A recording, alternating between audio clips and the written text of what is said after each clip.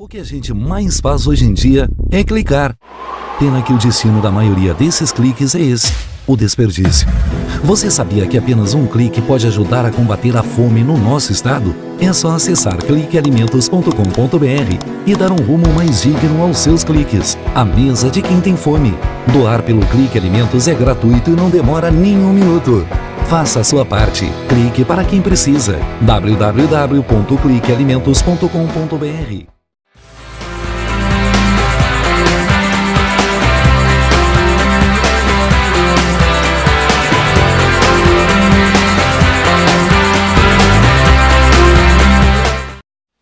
Estamos de volta, no programa Norte em Ação, novamente fazendo aqui uma visita especial ao Instituto do Aparelho Digestivo, aqui na Avenida Cristóvão Colombo, 3060, bairro Floresta, aqui em Porto Alegre, evidentemente para trazer mais algumas informações aí sobre o aparelho digestivo.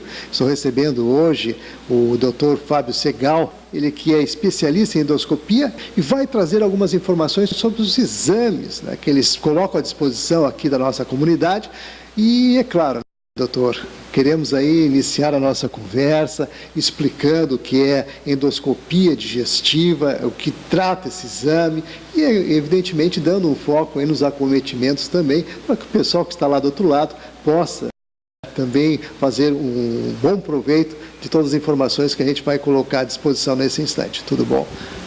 Tudo bem, muito prazer. É ótimo ter esse espaço para a gente poder falar desse exame, a endoscopia digestiva e a colonoscopia, que são exames que permitem a visualização direta de todo o revestimento do aparelho digestivo. A endoscopia digestiva alta, ela permite examinar o esôfago, o estômago e a porção inicial do intestino, chamada de duodeno, que são locais que são sede de doenças específicas, e a endoscopia ela tem hoje a possibilidade de a gente identificar as doenças, então fazer um diagnóstico, e permite também o tratamento, a remoção de algumas lesões, tratando-as e curando. Isso também ocorre na colonoscopia, que é o exame que também permite essa visualização do revestimento do reto e dos cólons, e tem indicações principalmente para identificar lesões que comprometem essas regiões e na prevenção do câncer digestivo. Realmente são exames importantíssimos, até porque eles auxiliam nos diagnósticos, com certeza. Existem diferenças cruciais entre eles, entre a endoscopia e a coloscopia? Existe. A endoscopia digestiva alta, então, ela pega o segmento superior do aparelho digestivo.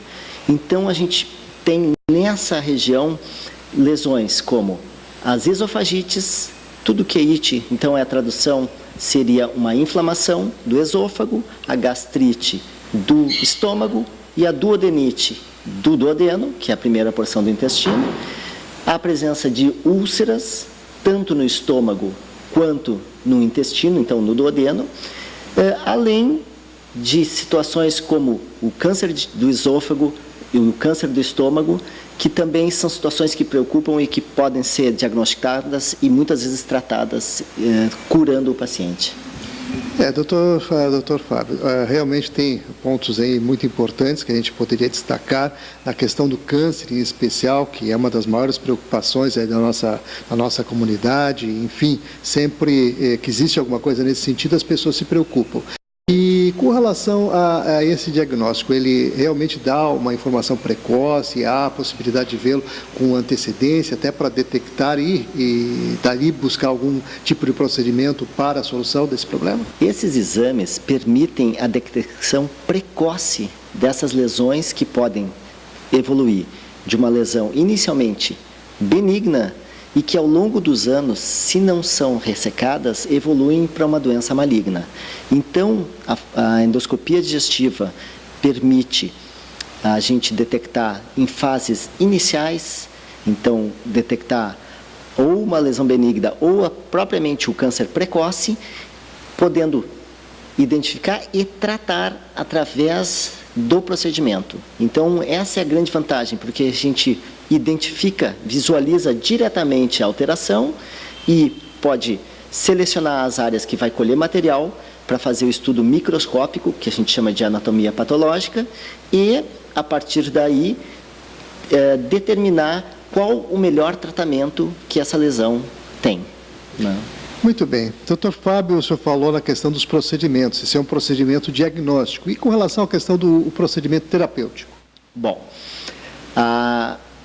tanto a endoscopia digestiva alta quanto a colonoscopia permitem a identificação de pontos sangrantes e a gente consegue, através do próprio equipamento, fazer o que a gente chama de hemostasia, ou parada do sangramento. Muitas vezes, com o uso de medicações que são usadas no nosso dia a dia, como aspirina e anti-inflamatórios, a gente pode ter um dano agudo da mucosa com uma complicação que é o sangramento. E com equipamentos que entram dentro do próprio endoscópio, a gente pode fazer a parada do sangramento e tratar depois com outras medicações para fazer a cicatrização dessas lesões. Também se pode remover o que a gente chama de pólipos. Pólipos são verrugas que crescem tanto no estômago quanto no intestino.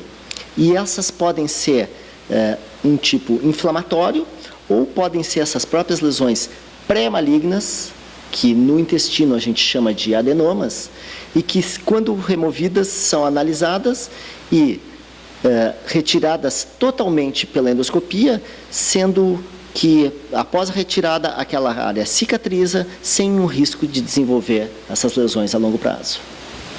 Realmente tem uma série de procedimentos e possibilidades, no caso diagnósticas, que fazem com que a pessoa fique até mais tranquila, porque pode detectar o problema com antecedência, como o senhor falou na questão do câncer, inclusive, e é bom a gente salientar isso, porque uma das coisas que realmente pode trazer uma preocupação maior é ter uma doença, não saber da sua existência e, evidentemente, isso trazer consequências muito graves para a saúde, né? E, nesse sentido, eu gostaria de falar aí, que nós falamos em alguns termos técnicos, né? Claro. Então, e algumas questões que normalmente a gente sente no dia a dia, como azia, má digestão e outras coisas do gênero. Eu gostaria que o senhor especificasse, até para fazer um alerta aí, pessoal que está nos acompanhando aí no programa, até para identificar alguma coisa já nesse sentido. Perfeito. Uma situação que é muito comum e que, assim, toda vez que a gente faz um abuso alimentar, vai num churrasco no final de semana, toma um pouco mais de cerveja, é normal que depois a gente possa ter sintomas. Isso necessariamente não constitui uma doença. Agora, quando a gente passa a apresentar sintomas persistentes, tipo azia ou uma queimação, um desconforto após a alimentação, ou a sensação de distensão do abdômen, a gente fica com a sensação de plenitude e não existe uma explicação para esse tipo de manifestação, a endoscopia permite a gente identificar o que está ocorrendo de uma maneira ágil. É um procedimento que a gente chama de ambulatorial, significa que o paciente vem, faz o exame e depois retorna para casa. Não é necessário um ambiente hospitalar, ele pode ser feito num ambiente ambulatorial. E outras manifestações, e aí, quando a gente tem algum sinal de alerta, tipo, é detectado num exame de rotina uma anemia que não tem uma causa explicável, o paciente não está fazendo nenhum tipo de dieta e começa a perder peso. Estas situações, a gente, através da endoscopia e da colonoscopia, pode chegar a um diagnóstico e determinar o melhor tratamento. Se a gente for considerar hoje, a maioria da população acima dos 50 anos procura fazer a prevenção. E, por exemplo, a colonoscopia é um exame adequado para fazer a prevenção do câncer do intestino. Bom, mas em que situações a gente pode pensar nisso? Todos os pacientes acima de 50 anos teriam uma indicação de investigar o seu intestino na procura de lesões benignas, que são aqueles adenomas que nós já conversamos, e que, ao longo de anos, se não são retirados, eles podem crescer, essas lesões podem crescer e se transformar de uma lesão benigna numa lesão maligna. Então, no câncer do intestino.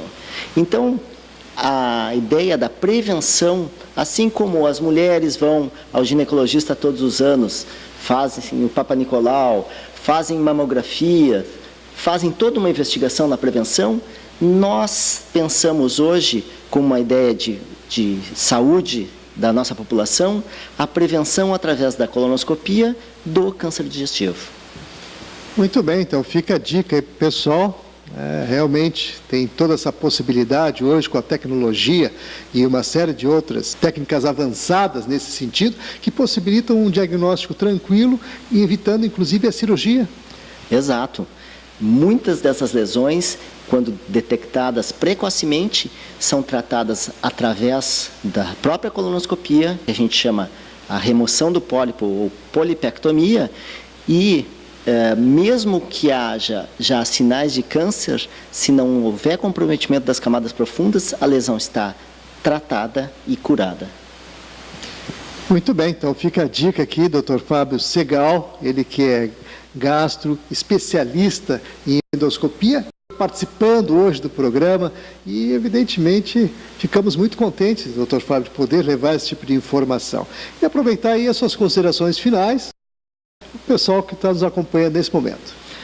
É importante, assim, ressaltar, qualquer manifestação que seja persistente de um desconforto, é importante procurar o médico, buscar. Hoje em dia a gente tem condições de identificar a maioria das doenças e tratar sem maiores invasões. A colonoscopia e a endoscopia são exames rápidos, que exigem um preparo prévio, principalmente na endoscopia o jejum e na colonoscopia a limpeza do intestino, mas que tem o acesso à visualização direta das lesões e com o tratamento específico de cada uma delas. E tudo muito tranquilo, né, doutor? Realmente, isso aí é algo que pode tranquilizar com certeza o nosso telespectador, o pessoal que está do outro lado, lá preocupado com algum acometimento, percebendo algum mal-estar, alguma coisa no estômago.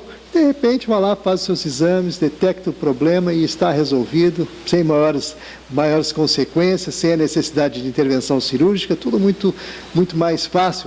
Ainda mais hoje, com toda a tecnologia à nossa disposição. Vamos agradecer aqui a participação do Dr. Fábio Segal. Bom, muito obrigado e estamos à disposição para qualquer esclarecimento. Tá ótimo, então. Em outras oportunidades, é claro, vamos trazer aí para vocês mais informações. Lembrando que estamos aqui no Instituto do Aparelho Digestivo, na Avenida Cristóvão Colombo, número 3060. O telefone que também está no rodapé do vídeo, o 3028 1020.